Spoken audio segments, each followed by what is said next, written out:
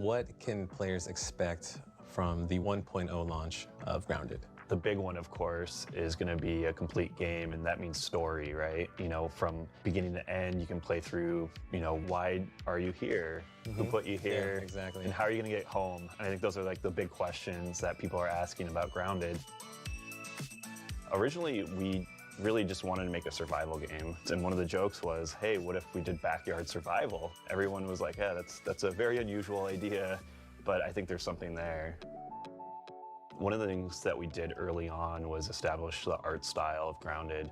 Things started like coming to life as we did the initial prototypes and like seeing some of the cool things, like the first time we added like the spider into the yard, seeing the reactions of people in the office, like even like jump scares, like people screaming.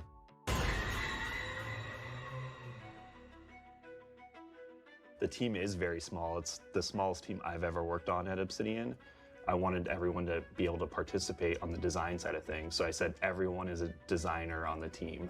And I think that extends into our community and how we're building the game in game preview and early access. That's probably one of the big successes of the game, is how close we work with the community and take all their feedback and suggestions. I think it's super rad. For a game developer too, that is a huge, huge thing, just to get people's feedback constantly of what they're liking, what they're not liking, and all those adjustments just make a much, much better game at the end of the day. We're at that point now that the yard's getting finished, and now we can play through the story. There's a lot of surprises. There's a lot of you know, things that I think players aren't going to expect. And I think I know what you're talking about.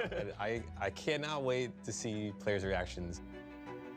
I know a lot of players are just waiting for the story to be finished to finally jump into the game. People who played the game previously are also like holding out for more content. I think it's just going to pull a lot of people back in and gain a lot of new players. So Adam, we have the Broodmother from last year. It was like our first big boss.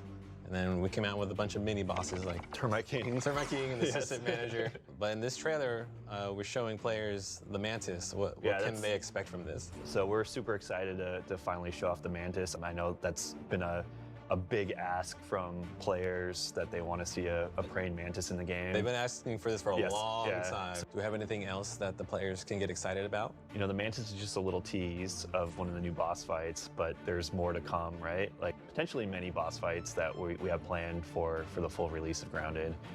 There's a lot more secrets and other things to uncover.